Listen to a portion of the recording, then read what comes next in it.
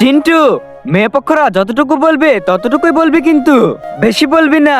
হ্যাঁ হ্যাঁ হ্যাঁ বাবা, হ্যাঁ।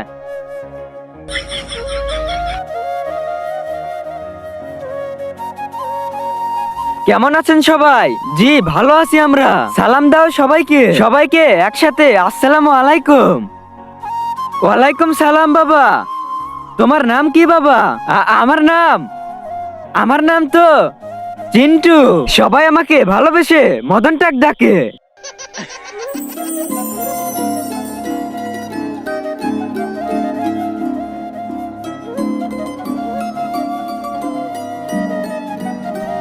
তুমি কোন ক্লাস পর্যন্ত পড়েছো?